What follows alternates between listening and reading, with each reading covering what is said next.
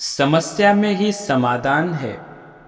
ये एक ऐसा मंत्र है जिसे हम सभी ने कहा है या सुना है, लेकिन क्या यह सच है? बहुत से लोग समस्याओं के सामने खड़े होकर बस इंतज़ार करते रहते हैं, आशा करते हैं कि समस्याएं अपने आप हल हो जाएंगी। यह एक सामान्य सोच है कि समस्या से बचने का सबसे अच्छा तरीका हम इंतज़ार करें और उम्मीद करें कि समस्या खुद ही ठीक हो जाएगी। लेकिन क्या यह सच है? क्या वाकई मुश्किलों का सामना करना और उनसे निपटना इतना आसान है? इस वीडियो में हम बात करेंगे कि समस्याओं के सामने खड़े होकर इंतज़ार करना सबसे अच्छा विकल्प नहीं है। हम आपको सिखाएंगे कि समस्याओं का सामना करना उन्हें हल करने का एक सही प्रभावी तरीका है। इस वीडियो के माध्यम से हम सीखेंगे कि हमारी मेहनत, समर्पण और सही दिशा में कदम बढ़ाने से ही समस्या हल हो सकती है। तो इस वीडियो को देखें और सीखें कि समस्याओं का सामना करना और उन्हें हल करना ही सच्चा समाधान है। तो चलिए शुरू करते हैं। दोस्तों, बहुत समय पहले की बात है। एक राज्य का एक राजा बहुत चिंतित था, क्योंकि उसकी पत्नी का जन्मदिन नज़दीक आ रहा था। यूँ तो कहने को वो राजा था, लेकिन फिर भी उनके वैवाहिक जीवन में हजारों प्रकार की समस्याएं थीं। परंतु राजा जन्मदिन पर अपनी पत्नी को एक ऐसा उपहार देना चाहता था कि जिससे उसके जीवन में जो दुख है वो कम से कम उस दिन के लिए दूर चला जाए। वो अपनी पत्नी को खुश करना चाहता था, किंतु आपने देखा होगा कि ये कार्य बहुत ही मुश्किल है, क्योंकि हम आज तक किसी को खुश नहीं कर पाए। हम चाहे लाख कोशिश ही क्यों ना कर लें, लेकिन हम कभी किसी को खुश नहीं कर पाते, क्योंकि ये खुशी हमारे पास नहीं है और न ही हम सामने वाले के पास है। जो हमारे पास है ही नहीं, वो हम किसी और को कैसे दे सकते हैं? अर्थात अगर आपको किसी दूसरे को खुशी देनी है तो सबसे पहले आपको खुश होना होगा, आपको खुश महसूस करना होगा। अर्थात वो खुशी आपके पास होनी चाहिए, तभी तो आप किसी और को खुश रख सकते हैं। एक दिन राजा ने सभी दरबारियों को दरबार में उपस्थित होने का आदेश दिया और साथ ही सभी मंत्रीगण भी वहां पर उपस्थित थे। तभी राजा ने सभी से सुझाव मांगा कि आखिर वो किस प्रकार अपनी पत्नी को जन्मदिन पर खुश कर सकता है। आखिर वो उन्हें कैसा उपहार दे जिस कारण राजा की पत्नी खुश हो सके। वहां पर उपस्थित सभी लोग अपने मन की बातें राजा से बताने लगे, परंतु राजा को वहां पर उपस्थित किसी भी व्यक्ति का कोई सुझाव पसंद नहीं आया। एक दिन संध्या के वक्त राजा अपने रथ से कहीं जा रहे थे। तभी रास्ते में उसने एक बहुत ही सुंदर मूर्ति देखी। वो मूर्ति बहुत ही सुंदर और आकर्षक थी। उसे देखकर ऐसा प्रतीत होता मानो उस मूर्ति में जान हो। उस मूर्ति को देखकर राजा बहुत प्रसन्न हुआ और वही तुरंत मूर्तिकार के पास पहुंचा और राजा उस मूर्तिकार से कहता है, तुम तो बहुत बड़े कलाकार हो, तुम्हारी मूर्तियों में चांद नजर आती है। ऐसा प्रतीत होता है कि तुम्हारी मूर्तियाँ जीवित है। हम तुम्हारी इन मूर्तियों को देखकर बहुत प्रसन्न हैं। हम चाहते हैं कि तुम्हारी सारी मूर्तियाँ हमारे दरबार में शामिल हो। ये सुनकर वो मूर्तिकार बहुत प्रसन्न हुआ, जैसे उसे कोई खजाना मिल गया हो। लेकिन तभी राजा ने उस मूर्तिकार से एक बात कही, देखो, मैं चाहता हूँ कि तुम मेरे दरबार में शामिल हो जाओ, किंतु उससे पहले तुम्हें हमारे लिए हमारी रानी की ऐसी मूर्ति बनानी होगी जिसे देखकर वो खुश हो जाए और अपने सारे दुख दर्द भूल जाए। और यदि तुम ऐसा न कर सके तो तुम्हारा सर दर्द से अलग कर दूंगा। राजा के मुख से ये सुनकर मूर्तिकार घबराया, उसके पसीने छूट गए। वो राजा को मना भी कैसे करे, इसलिए उसने न चाहते हुए भी राजा को स्वीकृति दे दी। राजा उस मूर्तिकार की बात सुनकर बहुत प्रसन्न हुआ और वापस महल लौट गया। लेकिन उधर दूसरी तरफ जो मूर्तिकार अब तक प्रसन्न था, जो अपने मन से मूर्तियां बनाया करता था, जो हमेशा खुश रहता था, अब वो दुखी हो गया। वो गहरे दुख में चला गया। वो डर के कारण रानी की मूर्ति बनाना शुरू करता है, परंतु जो भी मूर्ति बनाता था उस मूर्ति को देखकर ऐसा प्रतीत होता मानो वो मूर्ति बहुत दुखी है। उसे किसी प्रकार का कोई दुख है। एक के बाद एक उसने कई सारी मूर्तियां बना डाली, परंतु कोई भी मूर्ति ऐसी नहीं जिसे देखकर कोई भी खुश हो सके, जिसे देखकर ये प्रतीत हो कि मानो उस मूर्ति में जान है, और वो मूर्ति देखकर भी कोई अपना दुख भूल जाए। और ये इस कारण हो रहा था क्योंकि मूर्तिकार भीतर से बहुत दुखी था। उसकी मूर्तियों के रूप में साफ स्पष्ट नजर आ रहा था। राजा ने उस मूर्तिकार को एक सप्ताह का समय दिया था, किंतु 4 दिन तो उसने यूं ही व्यर्थ कर दिए। अब उसके पास केवल 3 दिन का ही समय बचा था, जिसके बारे में सोच सोचकर उस मूर्तिकार का गला सूख रहा था। डर के कारण अब उसके हाथ पैर भी काम करना बंद कर चुके थे। उसके हाथ से हथौड़ी और छीनी तक नहीं चल रही थी।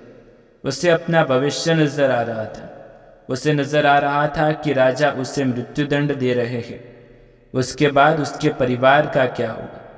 उसके परिवार को कौन संभालेगा?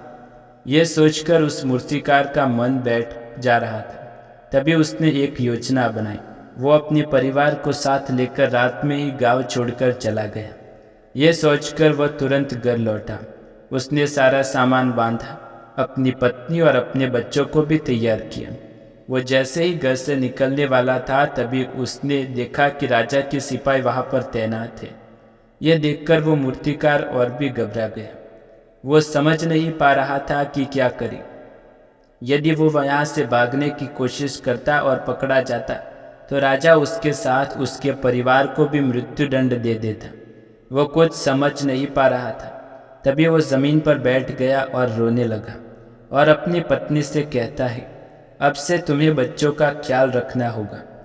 मेरा और तुम्हारा साथ यही तक था, क्योंकि राजा ने जिस प्रकार की मूर्ति का मुझे आदेश दिया, उस प्रकार की मूर्ति नहीं बना पा रहा, जिस कारण राजा मुझे मृत्युदंड देंगे। वो मेरा सर धड़ से अलग कर देंगे और उसके बाद तो तुम्हें ही बच्चों का ख्याल रखना होगा। इतना कहकर वो जोर जोर से फुट फुट कर रोने लगा। देखते ही देखते रात बीत गई और अगले दिन सुबह उस मूर्तिकार के दरवाजे पर एक गुरु भिक्षा मांगने आए। मूर्तिकार ने उन्हें भिक्षा लाकर दी तो मूर्तिकार बहुत परेशान लग रहा था, जिसे देखकर गुरुवर उस मूर्तिकार से कहते हैं, बेटा, हमारे जीवन में दुख और सुख तो आते ही रहते हैं। हमारे जीवन में दुख और समस्याएं तो होती है, किंतु इन सभी दुख और समस्याओं का समाधान और निवारण भी होता है। परंतु हम केवल दुख और समस्या देखते हैं। उन दुख और समस्याओं के पीछे निवारण और समाधान को भी हमें नहीं देख पाते। यदि तुम ध्यान से देखोगे तो हर समस्या का समाधान, हर दुख का निवारण भी है। मैं यही अच्छी तरह जानता हूँ कि तुम यहाँ से अपनी पत्नी और बच्चों को लेकर भाग जाना चाहते थे, किंतु ऐसा नहीं हो सका। उस मूर्तिकार ने जब गुरु के मुख से ये बातें सुनी तो उनके चरणों में जा गिरा और हाथ जोड़कर गुरुवर से कहता है, हे गुरुवर, आप ही बताइए मैं क्या करूं? राजा ने मूर्ति बनाने का आदेश दिया है, किंतु मैं चाहकर भी मूर्ति नहीं बना पा रहा, और यदि मैंने मूर्ति नहीं बनाई तो राजा मुझे मृत्युदंड देंगे, और उसके बाद मेरे परिवार का क्या होगा? उनका ख्याल कौन रखेगा? तभी गुरुवर उस मूर्तिकार से कहते हैं, बेटा, आंख बंद कर लेने से कुछ नहीं होने वाला, क्योंकि दुख और समस्याएं वही खड़ी रहती है। ध्यान देने और कर्म करने से सब कुछ बदल जाता है। यदि तुम केवल आंखें बंद करके ये सोचोगे कि तुम्हारी समस्या चली जाएगी, तो ऐसा कभी नहीं होगा। इतना कहकर उन गुरुवर ने उस मूर्तिकार के कानों में कुछ कहा। उसके बाद वहां से चले गए। उन गुरुवर के वहां से चले जाने के बाद मूर्तिकार महल गया, जिसे देखकर राजा उस मूर्तिकार से कहता है, लगता है तुमने समय से पहले ही अद्भुत मूर्ति तैयार कर ली है। बताओ, कहाँ है मूर्ति? मैं भी उसे देखना चाहता हूँ। इस पर मूर्तिकार जवाब देते हुए कहता है, महाराज, अभी तक मैंने मूर्ति तैयार नहीं की, परंतु आपके दिए हुए समय पर मैं अवश्य ही अद्भुत मूर्ति तैयार कर लूँगा। लेकिन उससे पहले मेरा एक बार महारानी से मिलना बहुत आवश्यक है, अन्यथा वो अद्भुत मूर्ति तैयार नहीं हो पाएगी।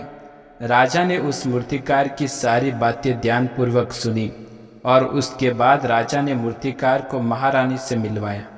मूर्तिकार महारानी से मिलने के बाद महारानी से प्रश्न करते हुए कहता है, महारानी जी, किसी भी औरत के जीवन का सबसे बड़ा दुख क्या हो सकता है?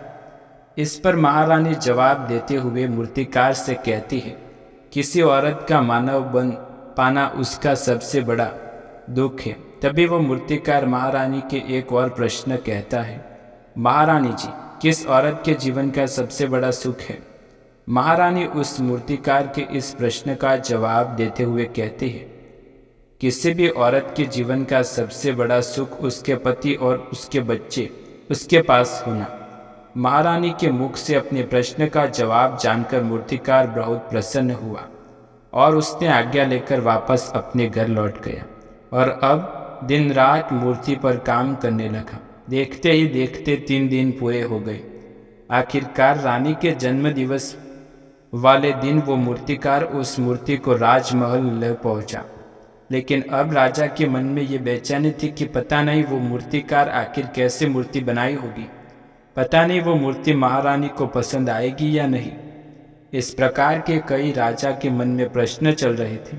राजा के मन में बेचैनी लगातार बढ़ती जा रही थी, लेकिन उधर दूसरी तरफ राजा को उस मूर्तिकार पर पूर्ण विश्वास भी था, क्योंकि राजा ने पहले ही उस मूर्तिकार के हाथों की कला देखी हुई थी। इसलिए एक तरफ उसके मन में ये भी विचार चल रहे थे कि उस मूर्तिकार ने जरूर ही अद्भुत मूर्ति बनाई होगी। वो मूर्ति सफ़ेद कपड़ों से ढकी हुई थी। तभी राजा ने उस मूर्ति की ओर इशारा करते हुए रानी से कहा, यह आपका जन्मदिन का तोहफा है, इसे कबूल करें। इसके बाद रानी ने अपने हाथों से उस मूर्ति का कपड़ा हटाया और उस मूर्ति की आंखों को देखते ही रानी की आंखों से आंसू बहने लगे और ये देखकर राजा को ऐसा प्रतीत हुआ कि मानो महारानी को ये मूर्ति पसंद नहीं। इसलिए राजा ने तुरंत ही क्रोधित अपने सिपाहियों को आदेश दिया और उस मूर्तिकार को बंदी बनवा लिया। लेकिन तभी महारानी राजा से कहती है, रुकिए, इस मूर्तिकार ने तो मेरा दुख और सुख एक ही मूर्ति में निकाल दिया। इस मूर्ति में मेरे पति मेरे साथ हैं और मेरा हाथ मेरा बच्चा है। इसलिए सुंदर मूर्ति मैंने आज तक नहीं देखी। ये बहुत ही लाजवाब है, अद्भुत है। इससे सुंदर तोहफा मेरे लिए और कोई नहीं हो सकता। काश ऐसा मेरा जीवन वास्तव में होता, मेरे पति भी मेरे साथ हो और मेरे हाथों में मेरा बच्चा हो। महारानी की ये सारी बातें सुनकर मूर्ति को देखकर राजा को अपनी गलती का एहसास हुआ। राजा अपनी प्रजा और अपने साम्राज्य की देख रेख में इतना व्यस्त रहता था कि कभी अपनी पत्नी को समय नहीं दे पाया, जिस कारण राजा की आंखों से आंसू बहने लगी और दरबार में उपस्थित सभी लोग ये मूर्ति देख हैरान थे। आज तक किसी ने ऐसी सुंदर और जीवित मूर्ति नहीं देखी होगी, जिसमें सुख और दुख एक साथ नजर आते हो। बाद में उस राजा ने उस मूर्तिकार को रिहा करवाया और उसे ढेर इनाम दिए, अपने राज दरबार में जगह दी। किंतु उस मूर्तिकार ने इनाम को स्वीकार कर लिया, परंतु राज दरबार में उसे जगह नहीं ली और हाथ जोड़कर राजा से कहता है, महाराज, उस राजा ने आपसे मूर्तिकार को रिहा करवाया और उसे ढेरों इनाम दिए और अपने राज दरबार में जगह दी। किंतु उस मूर्तिकार ने इनाम तो स्वीकार कर लिया, परंतु राज दरबार में उसे जगह न ली और हाथ जोड़कर राजा से कहा, महाराज, मेरी आपसे विनती है, आपने मुझे चेतावनी दी थी, यदि मैं ये मूर्ति न बना पाया तो आप मुझे मृत्युदंड देंगे। किंतु मैं आपसे बस इतना कहना चाहता हूँ, हम में से चाहे कोई भी प्राणी क्यों न हो, सभी के प्राण उतने ही कीमती है जितना कि आपका ये महारानी के लिए। इसलिए किसी को भी बिना दोष के दंड नहीं देना चाहिए। मेरी पत्नी ने मुझसे कहा था कि राजा की दोस्ती और दुश्मनी दोनों ही अच्छी नहीं है, इसलिए मुझे आपके राज दरबार में कोई स्थान नहीं चाहिए। मैं अपनी छोटी सी दुनिया में बहुत खुश हूँ। मैं अपने छोटे से परिवार के साथ बहुत खुश हूँ। मैं आज तक जो करता आया हूँ मुझे वो पसंद है और मैं अपने पूरे जीवन काल यही करना चाहता हूँ। मैं जैसा हूँ, जिस हाल में हूँ, मैं प्रसन्न हूँ। आज इतना खुशहाल इंसान, अब मुझे आज्ञा दीजिए। इतना कहकर वो मूर्तिकार वहाँ से चला गया। दोस्तों, इसी प्रकार हमारे जीवन में भी बहुत बड़े बड़े संकट और दुख आते हैं, किंतु वास्तव में तो ये दुख और संकट कुछ सिखाने के लिए आते हैं, किंतु हम तो केवल उन दुखों और समस्याओं को ही देखते रह जाते हैं। हम उनका निवारण खोजने का तनिक भी प्रयास नहीं करते और हम दुख के समय क्रोध करते हैं, तो हम वास्तविकता में अपना ही नुकसान करते हैं। जो व्यक्ति समझदार होते हैं वो अपने दुख और परेशानियों से सबक सीख लेते हैं कि उन्हें विषम परिस्थितियों में शांत रहकर उन दुखों का निवारण करना चाहिए, उन समस्याओं का समाधान करना चाहिए। किंतु हम में से अधिकांश लोग ये नहीं सीख पाते और वो लोग दुख और परेशानियों के समय क्रोध हो जाते हैं। वो इस बात को अच्छी तरह से जानते हैं कि हमें दुख और समस्याओं के समय शांत रहना चाहिए, जिससे हमें समस्याओं का हल मिल सके।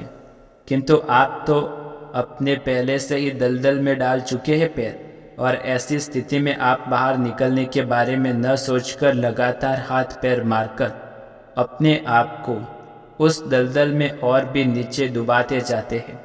ऐसी परिस्थितियों में भला उस समस्या, उस परिस्थिति का सामना कैसे करेंगे, वहाँ से बाहर कैसे निकलेंगे? और वहीं पर जो व्यक्ति थोड़े भी जागरूक है, जो दुख और समस्याओं का निवारण और समाधान खोजने में वास्तव में अपना समय लगाते हैं, वो जानते हैं निवारण और समाधान एक हीरे की तरह है, हीरे की खान की तरह है। जिस प्रकार एक हीरे को ढूंढा जाता है, फिर उसे तराशा जाता है, जिसके बाद उस हीरे की कीमत बहुमूल्य हो जाती है, ठीक वैसे ही दुख और समस्या में समाधान और निवारण खोजने की आवश्यकता है। दोस्तों, आपको हमारी ये कहानी पसंद आए तो इस वीडियो को लाइक करें, शेयर करें, हमारे चैनल को सब्सक्राइब करें। मिलते हैं एक नई कहानी के साथ, तब तक के लिए आप सभी को धन्यवाद।